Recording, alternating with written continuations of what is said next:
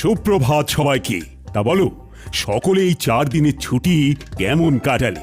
আমার তো হিসেব করে করেই কেটে গেল মহারাজ।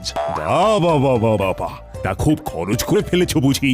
গে আমার তো মোহর গুনে গুনেই কেটে গেল মহারাজ। তোমার তো অগুন্তি মোহর, সেক্ষেত্রে গুনতে তো হবেই।